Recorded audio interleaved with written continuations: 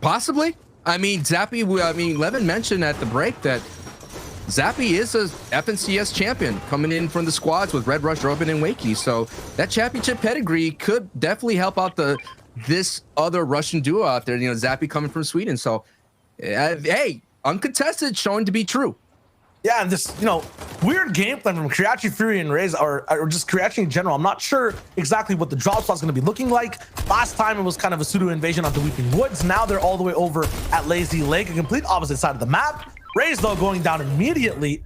Jam side up top, also making sure that nothing crazy ends up happening as they end up getting the finish. Over at Steamy, we missed it last time, but there was a back and forth between Passive and Stormy, right? So, Reese kind of said something interesting that I would like to kind of ping pong off for you, Shayo.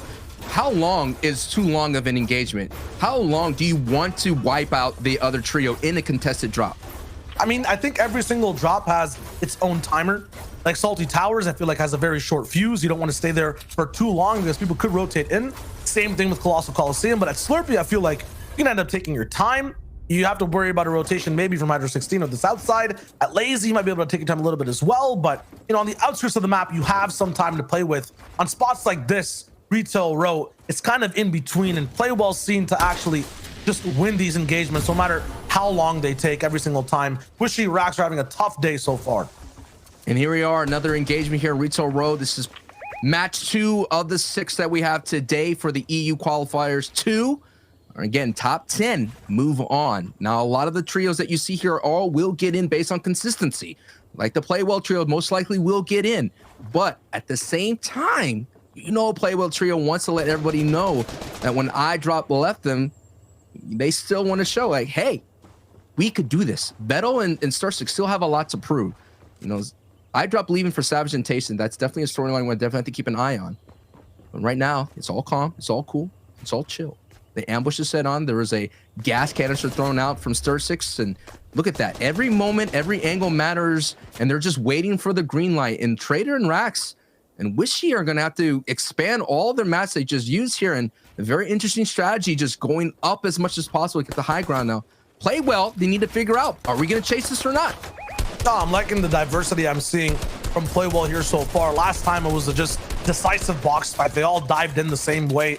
This time playing a war of attrition. Yes, these guys are still alive. Yes, the fight's taking long, but look at the number next to Rax's, I would say, HP bar. Just 2 builds left overall now. No more shields. This is where guaranteed elims come in at no risk of damage. Stir6 will be there to wrap it up. We'll go all the way over to Dirty Docks, where it looks like it's a 3-way total fight now. I'm just surprised here. Nosflick and Thomas HD, no points. Most likely they were wiped out early in the Dirty Docks. This is one of the crowd favorites, Shio. No, actually didn't make it into game number 1, so this is technically their first shot at seeing exactly how things go, and it will just be a 3v3 in total. We saw Marvin and Vanille overall with Dookie. These guys had some issues with Surge. No issues really off spawn entirely. This time that is changing. Looks like off spawn will just be a complete different engagement for them entirely, although they had the advantage before. Nos quickly switches over and now has high ground effortlessly off that back push. Marvin also pressured by Thomas. 3 different fights going on at the moment. Dookie and Vanilla are like, yeah, we're not gonna come there and help you with Thomas. I don't want to be on that side of the box. I don't want to be on that wall. Marvin, you deal with that yourself. Oh, you can't? Just got knocked. That's unfortunate. Oh, we were looking at you and now we're gone too. Man, this is just surgical. And that is the reason why they're just so good at controlling that drop, Sancho. Hey, maybe they were surprised. They were like, hey, look, Lowen's here. Surprise, we're back.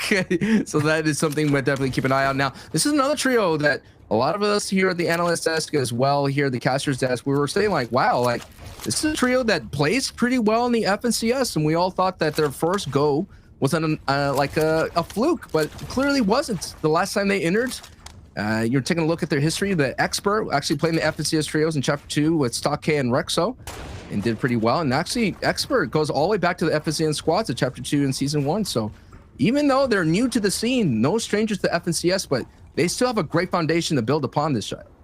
Yeah, meta just in general last week playing with the same trio of Skyzo and Expert. Sancho said good experience in FNCS overall. And in round 4 last week, these guys had 2 slow starts overall, a 20-second followed by a 22nd. Today looking a little bit better with getting a few elims in that first game, but then past that in general, we're looking at Colossal Coliseum once again. Very tough spot to fight, has a short fuse, a short timer as well. We're talking about that before. You don't want to spend too long in the desert or around it. You're really just here for tags. And now you're seeing that passive Void and Bafo were able to survive and leave Steamy. There was a lot of engagements happening on this rotation as well. The feed, while we were watching all the other action, was being lit up from this corner of the map. Bafo, passive, and Void coming in 25th in that match 1. Now looking for an opportunity to sand tunnels. You take a look at the format. We're seeing the Victory Royale, so worth so much more. 30 points, second place 25 points, in third place 20, and then a huge drop going down to 4th to 17th place. Seen as like a huge bonus going from 4th to 3rd, and of course that huge bonus of elims being worth 2 points. And now we're taking a look at the Colossal Coliseum as Kylie and Dietrich, as we saw last time, Dietrich was basically by himself for a long time and inhabited that salty towers alone, but at least has the rest of his company there, Fesroki and Kylie. It's a very rugged path for anyone who tries to walk through the desert, and you might be landing at Steamy, but you'll have to go through these coarse, rough sands. I hate sand. It gets everywhere. I was waiting for it. I was waiting for it. Hey, but at the same time, it's a very cool mechanic. I think that it is a risk reward. I mean, what's going to happen is, like you mentioned, as soon as you popped up, you're stuck in an animation, and those frame locks that you deal with, you could get beamed out of midair, and at the same time, you could get shot out of this kind of state, and all those kinds of things are gonna have to be, you have to think about when you get into the safe zone. At the same time, any kind of rivers or any kind of water or a hard material like a rock, it knocks you out of that state. But you're seeing that Void and passive and Bafo find a great rotation and into the safe zone, but look at their HP. They're going to have to take some time to heal up. And there's the other neighbor there, Kylie Fesroki, Dietrich, no doubt in the same situation, considering that they ate a lot of Storm. Oh, actually, Kylie and Fesroki are sitting pretty healthy. Huh. They must have found that that slurp truck. Yeah, that slurp truck might have been good for them, but I thought these guys would have med kits or something. They're just putting one stack of bandages. That is rough. Hey, this is what I'm talking about. So buff. I'm sorry, I gotta say, this is what's so rough about taking engagements out there in Steamy Stacks, and you have to go into your heals, and now you're at the max pool rotations. Shayo, it's just not easy, man. It's not. And, you know, for that trio in specific, Void, passive, and Bafo, I think they were my kind of shoo-in coming in to last week's qualifier for doing really well. They had the most wins out of round 3. They're looking really strong, but ended up at, 26th place overall in round 4. So very similar kind of situation as Snagged over at Stealthy Stronghold. Not the best showing overall, but a lot to redeem for Void. And I was talking 11 beforehand in race. It was just, it's really rough, being contested at Steam. You don't have the most consistent pathway to playing these games. So I have to pull a Kiriachi and maybe just, run around the map, find another spot, or really figure out something proper to do off that drop to make it so that every game kind of plays the same. The top contenders we saw week to week, Hen, Janice, and Chapik, so for the first place from last week, had the same game to play every single time. The people who were in trouble, who were getting invaded by, a different trio every time, like Snagged, had a different game to play every single game. So if you can keep your game as consistent as possible, go through the same events, you'll have so much more control. You'll have a better day overall. And that consistency, of course, will get you into the next stage. That's where our competitors are playing for the top 10, get advanced into the semifinals. And that's going to be very, very soon. In the next 2 weeks that happens. We still have one more qualifier to go. And of course, we're going to have the very epic, very intense reboot as well. But now we're seeing a very scary situation for Sisei, Noobs, and Milo, as they're just above Storm Surge. What's a good number to feel good about being in a Storm Surge? 300, 400? You want to be 500? That's great. That's amazing. That's amazing. I'll call my mom mid-game if I'm ever 400 Surge above the check threshold. your socials, check the, the Twitter, I'm posting that on Snapchat, like on anywhere. I'll post it everywhere. You know what I mean? If I'm 500 above. But I think a good number is like 150 to 200. Like you're feeling like you're on pace. It'll go down and you'll have to re-tag up again. I think you should aim to be near that 100 to 200 line. If you're above that, you're doing absolutely great. Right now, I dropped Tayson and Savage, or should I just say I dropped and Tayson are not doing that great. This looks like Savage's loot might have been a snipe or something over from Nakos, Floki, and Clement. We'll have to see. how that breaks down. But they got a reboot before on the Tayson. This time, I guess they'll have to be on a Savage. And pass that again. That split is done from Cammy, Seti, and Teak. How did they get down here so fast? I'm always surprised by these guys. The last time they're up at Pleasant, remind you guys, these guys landed over at the crane at Dirty. Past that, Tayson's down now, so iDrop left by himself. He's not going to be able to get that card either. That's way near the zone line. There's multiple trios that have to come in, and Slurpee's the only spot here right now that has a reboot. It feels like there's already some trios over there. This is rough for this trio. Yeah, and you're taking a look at the people that are not having a rough ride. It is Zappy, Toos, and Patrick, who we just saw 50. We saw actually Cammy, Seti, and Teak, who are sitting in third place with 36 points, but Zappy, Toos, and Patrick with 50 points in first place. Floki, Clement, Nakos, which we see on the right side of iDrop in the moment with 47 points snagged. Heatsy and Steelix coming from the 32nd in qualifiers 1, now in fourth place with 30 points. Sky Falcon and Robaz with 22 points, and that rounds out our top 5 as we get closer and closer to that 5th zone. That half in and half out. So many trios put a lot of investment into that position for half in and half out, simply because it's half in the safe zone, half in the storm zone, so to speak. But now we're not there yet. We got 2 zones to get through. This is still barely the 3rd zone. You're seeing a lot of people who like to elect for the edge of zone 2.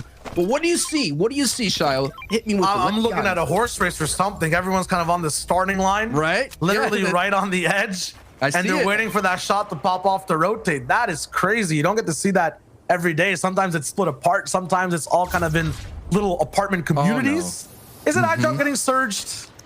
This is so sad. I mean, he does have a couple of heals to hold on to as much as possible. The surge has been turned off because 70 players are alive. So that's going to be a moment to breathe. But iDrop now is going to have to go the solo ride. We have seen these work out so well, but I don't know, Shio. I don't know. I mean, he already has to clutch. Can't we give him a break and maybe up the surge damage he already has? This man There's no free everything ride. Riding against him. No. There's no free ride, man. This is FNCS trios, man. This is, you got to earn your way through. Again, top 10 get through. And Tayson, iDrop, and Savage, we saw them in qualifiers run, going north, south, all different directions, but they keep going the same direction on the leaderboard, and that is down south. But Steelix and Heatsy and Snag are moving up the boards right now, sitting in that great position of 4th place, and Steelix and Heatsy and Snag, who are coming all the way from up north. Look at that storm surge, 1100 above, and they're moving well as a unit. Now we're taking a look at the overview of the map. We see Benji, Amplify, Matzo coming from Hydro 16. Not a lot of rotations from them, as much as Teak's company, who went all the way to the dead side rotation, the south side. But we saw them pay off in that match 1 where they were able to rotate to the Pleasant on that dead side north side. But now we're seeing Steely, Heatsy, and Snag, 2 elims, 34 points total so far. Yeah, Cammy might be in the best spot with his trio down near the south, but no matter where Heatsy, Snagged, and Steelix are, I just feel like their position, their type of fight style is just always hard. Always in the best angles, have the best place to make as well. This will be a gas canister play. I'm trying to put down on the flames. So much damage above surge. They don't really need that much more. Flick going for a few more elims in the feed. So their game's been taken off already off spawn with 3 quick elims, and past that, you're getting more in this zone. Very hard to confirm long range elims here as well. Everyone's always kind of all the way on full points. Anas taking some damage though from the storm, or from the inside of the storm with the AR. He's fine overall though. He'll heal up. I was just surprised at how many elims already Thomas, Anas, and Flick have. They literally come all the way from the Dirty Docks area, and they just run rough shot throughout the entire rotation. So not only they're rotating in, now they're barely just in for the moment, but they have so many elims. And now you're seeing the gamble. Now you're seeing the investment. If Milo pulls that half in and half out, they're looking good. If Anas, Flick, and Thomas pulls, they're looking good. But so many materials were expended by Anas and company into this rotation. So they have options. But no matter what, they fight well at high. They fight well together at low. This is one of these trios that could do it all. And already they're doing it all in this match, considering they weren't able to get in with 6 elims. Everyone still has to follow rules though. No matter what these guys can do, question is, how are their limits looking? For Anas, just 37 AR. It'll be tough for, I would say, one of the best, long range trios to confirm any more frags with that much ammo. And at the same time, Show, it's another race. Everyone's on the edge, has to move in again. Now we have a few trios that have gone, a little bit closer to the zone already. Hard find there with Astra. You can see it all the way in the distance. MXR is there as well. A few tags taken by Thomas as he takes the bouncer. Dexy chooses to run instead. spinning so many mats. Castery follows through with all those builds already placed on the left side, and Anas has these builds to follow as well. Has to resort to using that SMG, the legendary variety, because that AR ammo is going to be so scarce and valuable. None to split either, because I assume it would have already happened, but I've been stressing it a little bit too much. I feel like it's still a big deal because AR is kind of where they get a majority of their, refresh eliminations. Absolutely. Now we're seeing Cami T. Concetti, who made the early move south, now opening up edits, and the Storm Surge warning means you're going to see more edits, and you can hear more shots ring out in the distance. And Steelix, Heaty, and Snag are looking for a great opportunity to get themselves another trio wiped off the board and sent to the lobby. Pressure being put by Steelix and Heaty and Snag, sending in some beams, but that just brings the attention for the rest of the lobby. Robaz gets himself a confirmation in the feed. Now they're going to fight hip to hip, and a lot of metal being expended here to hold on as much as possible. Now you're seeing the box fighting. This is the result of Storm Surge. Everyone looking for opportunities to get above it, like Shayo said, to be able to call their mom and be safe away from that Storm Surge as much as possible. And right now, Steelix, Hetzy, and Snag goes down. So now it's going to turn into a duo fight. Flames does get knocked down, but the lobby understands that there's a lot of not only elims, but the opportunity to get in and grab some loot as Floki Clement here, a very strong trio, takes out two of the Italians. The final filter to pass is basically this kind of section of the zone where everyone close to you in these boxes will be looking for shots. Unfortunately, it looks like Snag will not pass that filter. It will be Nako's actually filtering him out with that shot. Heatsy now left as a solo player, caught between three different trios. He's got to hope that he gets one elimination before he goes down and gets to finish it off, but not really going to be possible. We have to move all the way into uncharted territory. That pink trio you see on your mini-map on the left has had center control of almost every zone, and now they have position on this half and half that no one is close to. An almost max rotation again for the majority of the lobby. They're getting sent on a trip they do not have the tickets for, and they are not prepped for as well. They have not packed to move this far. So it's a rude awakening for the majority of people on this side of the map. And those pink triangles are Sapphic, Siberia, Jake, and Irez looking really good. Russian trio looking strong, and actually they're going to be very dangerous because coming into this from round 3, they had the most single game elims with 18 each, and that's actually a tie with Link, Storming Right, and Seven Tor. So that's a very deadly trio. As you see, Fury here actually trying to contest, go up for height on the top of your screen, and they are contesting and fighting Sapphic and Irez. This is a battle. It's a build-up happening, but Irez is now sitting very on top of height and holding off that pressure. So now actually another trio, and that's Vortex and Co contesting height. Let's keep it up. Let's take a look. It's Irez now who is sitting at ultimate height, but still so many people understand the value of height, and a lot of people, this meta Shayo, a lot of teams have been kind of alphing for height, using that big build energy to get up there. Yeah, but there's only a certain times where you can actually output that energy. That was one of them. If you had your eyes slightly closed, it almost looked like a 7th zone rotation, the way everyone was harping in to get to that half and half. And now we pull away even further. No one has any builds all the way in the water. We're gonna have to move all the way across and get towards Rainbow Rentals. And I was gonna say, man, that you're taking a look, Irez, Siberia, and Sapphic, that build-off used up so much of their mats, and so they're gonna have to find a way to hold on. This height endurance is gonna be challenged and tested, child. Yep, and the people who are right beside them are Vortex, Nightsick, Hi Chris. We saw these guys always operating off of what the game plan was of the trio next to them. They didn't have their own pathway to move over. They wanted to look for people to bully. So will they do that again? And how long will Rez Umi stay on height? Samir Jake will move forward. Sapphic is there too, resting all the way towards the back. Teak does go down, but there's a lot of time to get that resurrection off. Unfortunately though, pressure's still there, so possibly that pickup denied. Astro, ADN though are going to be the front runners of the mid-ground tarp layer, and they're looking really good so far, keeping the pace for the entire lobby fast. And let's see if Irez, Siberia, Jake, and Sapphic, who have been kind of quiet coming into this match too, may be able to turn it up here and cash in as much as possible. So far, another knock on Playwell Pinke. That's 4 elims total, and they're looking very strong. And you hear the harpoon going off in the distance as Amplify is able to get a knock on Cammy. You're hearing that harpoon off in the distance, meaning the refreshes are there. So that question of can they hold on to height is being answered with their play. They're holding on to height by getting refreshes and making sure they rack up as much of those materials as possible, Shayo.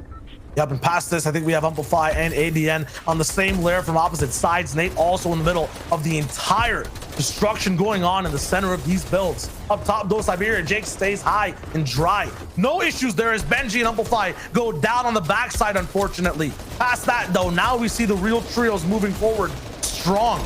No actual pressure near them at the front side of the top, but at the back, Fury is popping out with Sapphire. Floki taking some elims too. Knight 6 fights the trade onto Floki though, and Katsuri goes down to Ro. Babs all the way down below. Razumi can do nothing but just watch as his metal builds below him, denying him any access for any bullets or shots, any elim potentials from the top side. But they have got a few refreshes to keep this hide alive. Past that though, the zones are closing down. 5 trios left. We're going for that top 3 level of placement, and height is also getting chopped slightly. Razumi has only 5 builds, is running out fast. And you're taking a look at the low ground. I was seeing who is on the low ground that's been wrapping up everybody that's getting pushed down to them from the team from high. It is 4ZR, Kezix, and Nate. And look at the number of elims, ladies and gentlemen, boys and girls, folks from everywhere. You're looking at a 10 plus elim game right now, 58 points total, and they're racking up. And look, they have the heals. You got floppers, you got cabbages. The question is, will they be able to fight height and walk away with the victory out? And Sapphire does go down. That opens up that door. Falconry doing some damage. So that height is going to be challenged, and that's going to be from Falconry and Sky. So hey, that's an opportunity for 4ZR down on the low ground to be able to do some damage here as much as possible. Razumi's out of gas though. Yes, he only just rely on this tactical shot that has one bouncer to go kind of up, but Razumi's left all the way down. Sky with a big shot over to Jake. He goes down completely. And now Robabs with Sky has control. No potential for the revive though. Razumi left on his own in mid ground. A trio right below, hungry in the water, looking for the next shot to take, but it's the Skies up above that land the first shots down. Razumi almost picked up. How is he still alive is the question. Someone please get him out of here. Okay, now we have the 3v3 we're always looking forward to in these end games. The question is, will height reign true? Are the heals kind of in position for this high ground team? I don't think so. I feel like the floppers and cabbages should be enough for low ground. They're so far apart as well. This drop down will surely do maybe a little bit of fall damage if done incorrectly. No, Skype has enough builds to go all the way down. And now the wrap-up's coming through. Big beams from height. And still 4ZR and Kezix survive.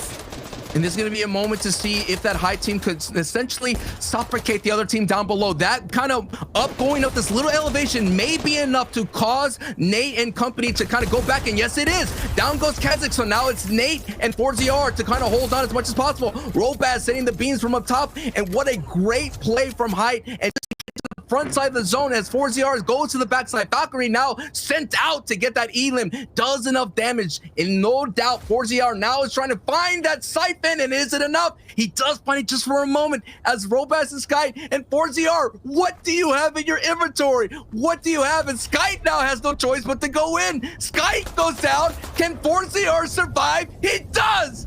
Wow, it is Robas. Wait a minute, Robas.